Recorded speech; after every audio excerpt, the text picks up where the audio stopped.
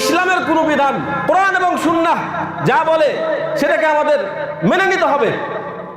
আমরা মাযহাবের ইমামদের দিকে লক্ষ্য করি, ইমামদের নিজস্ব অনেক উক্তি রয়েছে, অনেক ইমামের উক্তি। এই যে সহিহ হাদিস ফাহুয়া মাযহাবি, সহিহ হাদিস যেটা সেটাই আমার মাযহাব, নিজের কোনো মতামত নাই। আমরা যদি ইমাম আবু হানিফা রাহিমাহুল্লাহ তিনার দিকে লক্ষ্য করি, তিনার জন্ম 80 হিজরি, মৃত্যু 150 হিজরি। তিনি কি বলছেন? ইদা কুলতু কাওলান ইউখালিফু কিতাবাল্লাহ ওয়া খাবারার রাসূল সাল্লাল্লাহু আলাইহি ওয়াসাল্লাম, আমার কোনো কথা যদি কোরআন এবং রাসূল সাল্লাল্লাহু আলাইহি ওয়াসাল্লামের হাদিসের বিপরীতে যায়,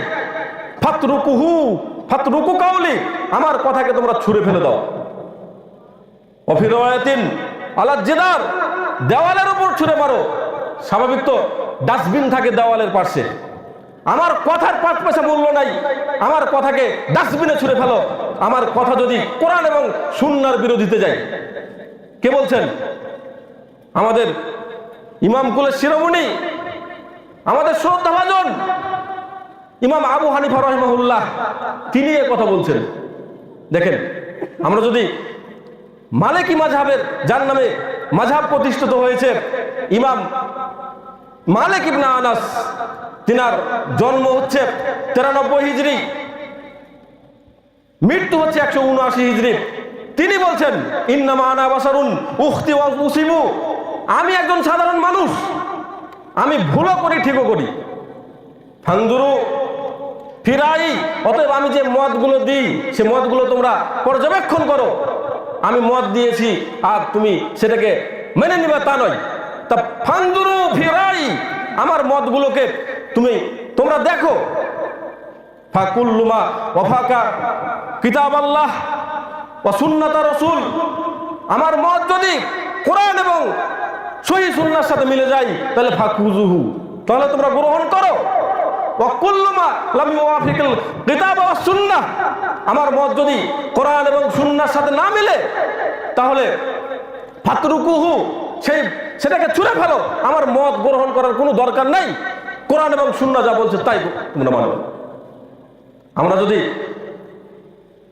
শাফিঈ মাযহাবের, যিনার নামে শাফিঈ মাযহাব তৈরি হয়েছে ইমাম শাফিঈ, তিনার যদি আমরা কওল দেখি, তিনার জন্ম হচ্ছে 150 হিজরি, মৃত্যু হচ্ছে 204 হিজরি। তিনি কি বলছেন? তিনি বলছেন ইদা ওয়াজাদতুম ফি কিতাবি বিখিলাফি সুন্নাত রাসূলিল্লাহ সাল্লাল্লাহু আলাইহি ওয়াসাল্লাম, যদি আমার কিতাবে এমন কোনো মত দেখতে পাও যে রাসূল সাল্লাল্লাহু আলাইহি ওয়াসাল্লামের সুন্নাহ বিরোধী, এমন কোনো যদি মত তোমরা দেখতে পাও, তাহলে ফাকুলু বিসুন্নাত রাসূলিল্লাহ সাল্লাল্লাহু আলাইহি ওয়াসাল্লাম, রাসূল সাল্লাল্লাহু আলাইহি ওয়াসাল্লামের সুন্নাহ যেটা পাবে সেটাই বলো, আমারটা বলার দরকার নেই। আর কি আমার যে ওয়াদাউ মা কুলতু, আমি যেটা বলেছি সেটাকে তোমরা ছেড়ে দাও, আমার বলাকে নিও না। তিনি আরো নিজের তো বলেছেন অপর কোন ইমামের কথা নিতে নিষেধ করেছেন যদি কোরআন সুন্নাহ বিরোধী হয়।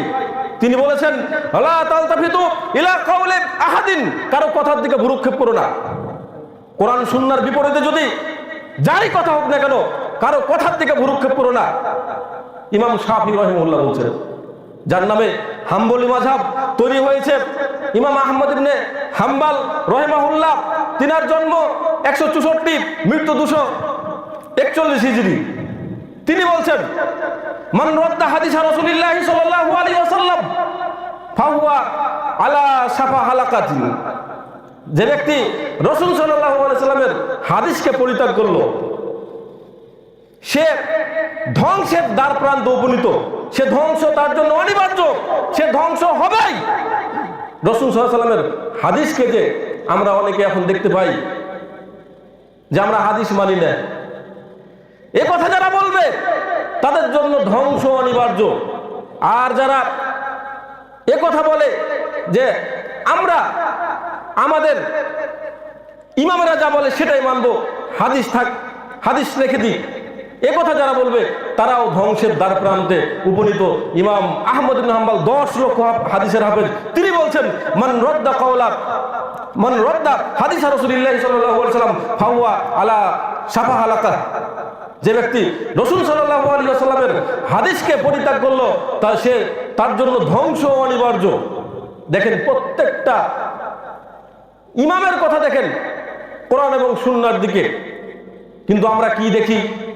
অনেকদের উসুল মূলনীতি যে কোন মুস্তাহিদ যদি ইজতিহাদ করে আর তার ইজতিহাদের বিপরীতে যদি হাদিস থাকে, তো আমরা হাদিসকে ছেড়ে দিয়ে আমরা মুস্তাহিদের যে মত সেটাকে গ্রহণ করব। এই নরবরে এই বাজে মূলনীতি এটাকে আমাদের পরিত্যাগ করতে হবে। এরকম মতবাদ আমাদের মনের ভিতরে রাখা যাবে না। কোরআন সুন্নাহ অনুযায়ী যদি ইজমা হয় সেটা গ্রহণ করতে হবে, কোরআন সুন্নাহ অনুযায়ী যদি কিয়াস হয় সেটাও গ্রহণ করতে হবে। কিন্তু কোরআন সুন্নাহর বিপরীতে কোন মুস্তাহিদের বানানো মত, কোন কিয়াস কোনটাই মানা যাবে না।